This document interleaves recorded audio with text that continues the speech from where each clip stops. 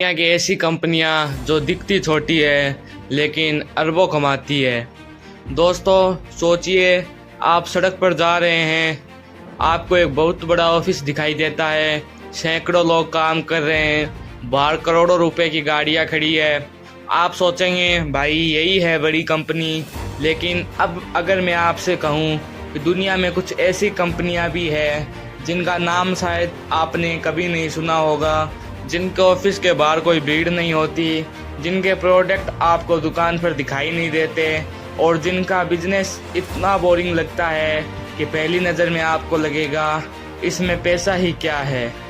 लेकिन यही कंपनियां साल में अरबों डॉलर का रिवेन्यू जनरेट करती है। कुछ कंपनियां ऐसी है जो इंटरनेट के एक छोटे से हिस्से को कंट्रोल करती है, कुछ ऐसी है जो सिर्फ फाइनेंशियल डाटा बेचती है, कुछ ऐसी है जो बड़े बड़े बैंक्स को क्रेडिट रिस्क समझने में मदद करती है, और कुछ ऐसी है जिनका बनाया हुआ एक छोटा सा एयरक्राफ्ट कंपोनेंट दुनिया के हजारों एयरप्लेन्स में लगा हुआ है। सबसे इंटरेस्टिंग बात इसमें यह है कि इन कंपनियों का सीक्रेट कोई मैजिकल प्रोडक्ट नहीं है, इनका सीक्रेट है ऐसी चीज़ बेचना जिसे बिजनेस छोड़ ही नहीं सकता।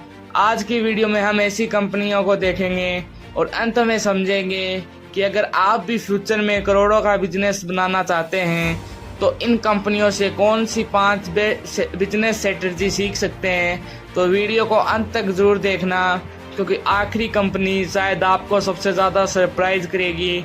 वीडियो को आगे बढ़ने से पहले मैं अपने बारे में बता देता हूँ। मैं कविराज, जो पिछले 3 महीनों से यूट्यूब पर money motivation plus content videos बनाता हूँ। अब आगे बढ़ते हैं। अब सबसे पहले जो कंपनी आती है वो है वेरीसाइन, इंटरनेट का वो हिस्सा जिसे हम देखते ही नहीं। शुरुआत करते हैं एक ऐसी कंपनी से जिसका नाम शायद आपने बहुत कम सुना होगा, उसका नाम है वेरीसाइन। अगर आप इंटरनेट इस्तेमाल करते हैं तो आपने शायद कभी ना कभी .com देखा होगा, google.com, जैसे amazon.com, wikipedia.org। लेकिन सवाल है, जब आप ब्राउज़र में कोई वेबसाइट का नाम लिखते हैं तो इंटरनेट को कैसे पता चलता है कि आपको किस सर्वर तक पहुंचाना है। यहीं पर इंटरनेट इंटरफेस स्ट्रक्चर का एक बेहद इंपॉर्टेंट हिस्सा आता है। VeriSign domain name registry service और स्टैटिकल इंटरनेट इंफ्रास्ट्रक्चर ऑपरेट करती है, और इसका बिजनेस मॉडल सुनने में बहुत सिंपल लगता है, लेकिन यही इसकी ताकत है।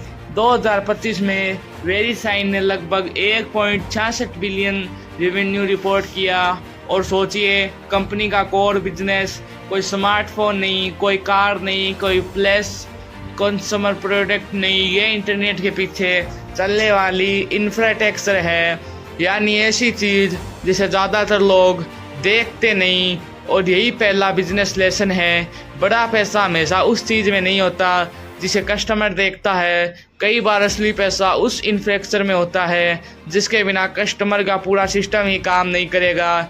मान लीजिए आप एक रेस्टोरेंट खोलते हैं, कस्टमर आपके रेस्टोरेंट में आएगा, खाना खाएगा, लेकिन रेस्टोरेंट के पीछे electricity, payment system, internet, accounting और सप्लाई चेन भी चाहिए। कस्टमर इनमें से ज़्यादातर चीज़ें नोटिस नहीं करता, लेकिन इनके बिना रेस्टोरेंट नहीं चल सकता। वेरीसाइन इसी तरह इंटरनेट इकोसिस्टम को एक सर्टिकल लेयर में बिजनेस करती है, और यही वजह है कि रिलेटिव इनविजिबल कंपनी भी अरबों डॉलर का रेवेन्यू जनरेट करती है। अब अगली कंपनी पर आते हैं तो वो है फिको, एक नंबर के पीछे अरबों का बिजनेस। अब अगली कंपनी शायद आपको देखकर लगे कि ये तो कोई बड़ी कंपनी होगी ही नहीं। आपने फिको का नाम शायद सीधे नहीं सुना होगा, लेकिन फाइनेंशियल वर्ल्ड में इसका नाम काफ़ी इम्पोर्टेंट है। फिको क्रेडिट स्कोरिंग और एनालिसिस के लिए जानी जाती है। सरल भाषा में समझिए, जब कोई व्यक्ति लोन लेने जाता है तो बैंक के सामने सबसे बड़ा सवाल होता है, क्या ये व्यक्ति हमारा पैसा वापस करेगा। अब बैंक सिर्फ चेहरे देखकर तो फैसला नहीं कर सकता, उसे डाटा चाहिए, इतिहास चाहिए, रिस्क एनालिसिस चाहिए, और यही क्रेडिट स्कोरिंग का सिस्टम आता है। फिको का बिजनेस इस तरह के से कोर्स से एनालिस्टिंग और डिसीजन मेकिंग टेक्नोलॉजी से जुड़ा हुआ है। 2025 की चौथी फिस्कल क्वार्टर में ही फिक्को ने लगभग 516 बिलियन रेवेन्यू रिपोर्ट किया था। अब ध्यान दीजिए, आप फिक्को का कोई प्रोडक्ट रोज इस्तेमाल करते हैं, अब फिक्को का बिलबोर्ड शायद सड़क पर नहीं देखते, लेकिन फाइनेंशियल इंडस्ट्री में उसका डाटा और टेक्नोलॉजी वैल्यूबल हो सकता है। यही एक बहुत पावरफुल बिजनेस प्रिंसिपल है। अब अगली कंपनी की बात करते हैं। अब अगली कंपनी का नाम है MSCL। नाम सुनकर शायद आपको लगे कि ये करती क्या है, और यही इसकी इंटरेस्टिंग बात है। MSCL financial data, indexes, analytic और इन्वेस्टमेंट रिलेटेड टूल्स के लिए जानी जाती है।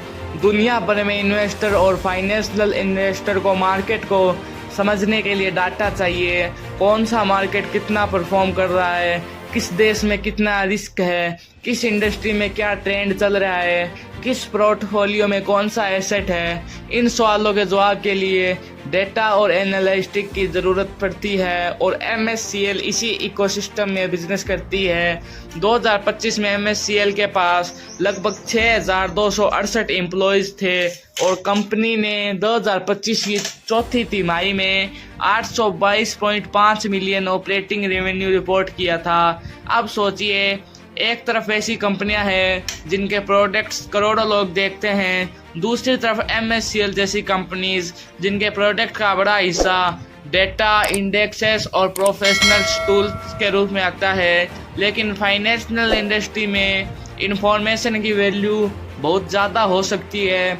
यही कारण है कि इंफॉर्मेशन खुद एक बिजनेस बन सकती है, और आज AI के समय में ये बात और ज़्यादा इम्पोर्टेंट हो गई है, क्योंकि जिसके पास वैल्यूबल डाटा है उसके पास फ्यूचर में बहुत बड़ा एडवांटेज हो सकता है। अब अगली कंपनी की बात करते हैं। अब बात करते हैं एक ऐसी कंपनी की पर जो शायद पूरी लिस्ट की सबसे शॉकिंग कंपनीज में से एक है। उसका नाम है ट्रांसडिगम ग्रुप। अब इमेजिन कीजिए कि एक एरोप्लेन, हजारों लोग उसमें बैठते हैं, उसमें इंजन्स है, इलेक्ट्रॉनिक्स है, सीट्स है, लैंडिंग गियर है, सेफ्टी सिस्टम है, लेकिन एयरप्लेन बनाने वाली कंपनी हर छोटा कंपोनेंट खुद नहीं बनाती। इसके लिए दुनिया भर में स्पेशलाइज्ड सप्लायर्स होते हैं। ट्रांसडिगम ऐसे ही एरोस्पेस कंपोनेंट और सिस्टम बनाती है। कंपनी के अनुसार उसके प्रोडक्ट्स लगभग हर कम्युनिकेशन और मिलिट्री एयरक्राफ्ट प्लेटफॉर्म में रिप्रेजेंट है, और फिस्कल 2025 में ट्रांसडिगम ने 8.8 बिलियन रेवेन्यू रिपोर्ट किया था।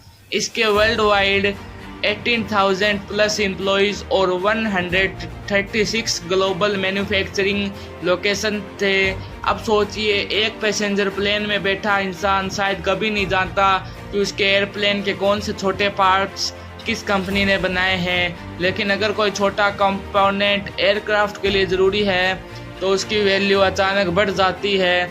इसे कहते हैं क्रिटिकल कंपोनेंट बिजनेस, यानी प्रोडक्ट छोटा हो सकता है लेकिन उसकी इम्पोर्टेंस बहुत बड़ी हो सकती है। एक 100 रुपये की चीज़ अगर ऑप्शन है तो कस्टमर बार्गिन करेगा, लेकिन 100 रुपये की ऐसी चीज़ जो करोड़ों की मशीन को चलाने के लिए ज़रूरी है, उसकी बिजनेस वैल्यू अलग हो सकती है। और यही कारण है कि दुनिया के कई बड़े बिजनेस ग्लोमर्स नहीं दिखते, उनका प्रोडक्ट इंस्टाग्राम पर वायरल नहीं होता, लेकिन इंडस्ट्री के अंदर उनकी पोजीशन बहुत पावरफुल होती है। अगर आपको भी इस तरह के बिजनेस करने हैं तो आपको इस वीडियो से ये लेसन सीखने ज़रूरी है। कौन से, आओ जानते हैं। पहला है, ऐसी प्रॉब्लम सॉल्व करो जिसके लिए लोग मजबूर होकर पैसा दे। दूसरा लेसन है, हमेशा कंज्यूमर बिजनेस ही ज़रूरी नहीं है। तीसरा लेसन है, बोरिंग इंडस्ट्री को इग्नोर मत करो। अब चौथा लेसन है, रिक्वायरिंग रेवेन्यू बनाओ। अब पांचवा लेसन है, ऐसी चीज़ बनाओ जिसे रिप्लेस करना आसान न हो। अगर आपको भी ऐसे ही हाइडेन बिलियनियर डॉलर कंपनीज और उनके बिजनेस मॉडल्स की कहानियाँ पसंद है तो अगली वीडियो में हम ऐसी कंपनियों की बात कर सकते हैं जो लगभग एक ही प्रोडक्ट से अरबों कमाती है। वीडियो पसंद आई हो तो लाइक ज़रूर करना और चैनल को सब्सक्राइब कर लेना। मिलते हैं अगली वीडियो में।